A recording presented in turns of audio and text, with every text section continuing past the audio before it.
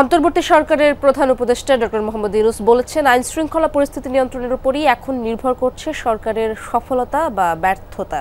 জেলা প্রশাসক সম্মেলনের উদ্বোধনী অনুষ্ঠানে কথা বলেন তিনি। এ সময় অন্তর্বর্তী সরকার প্রধান বলেন, বর্তমান পরিস্থিতিতে শান্তি শৃঙ্খলা বজায় রাখাই সবচেয়ে গুরুত্বপূর্ণ।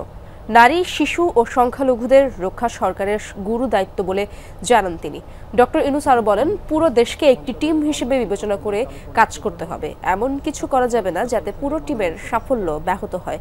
এ সময় প্রধান উপদেষ্টা অন্যের রক্তচক্ষুকে উপেক্ষা করে নিজ বিবেচনায় কাজ করতে জেলা প্রশাসকদের প্রতি আহ্বান জানান।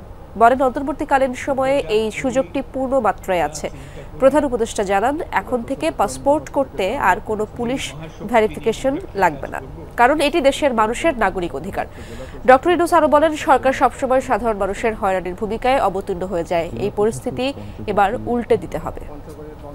পুনরায় চালু করার উদ্যোগ গ্রহণ, শিক্ষা প্রতিষ্ঠান পরিষদের মাননীয় সদস্যগণ, আপনাদের প্রধান দায়িত্ব হওয়া উচিত ছিল তো আমার খেলার ক্যাপ্টেন, কিন্তু আমার করলে অতিথি। আমি অতিথি হিসেবে বক্তব্য রাখতে চাই না, আমি ক্যাপ্টেন হিসেবে বক্তব্য রাখতে চাই। আমরা যেহেতু এমন পরিস্থিতি এসেছি, এটা ল অ্যান্ড অর্ডার, একটা শান্তি শৃঙ্খলা বজায় একটা মস্ত বড় ইস্যু হয়ে গেল।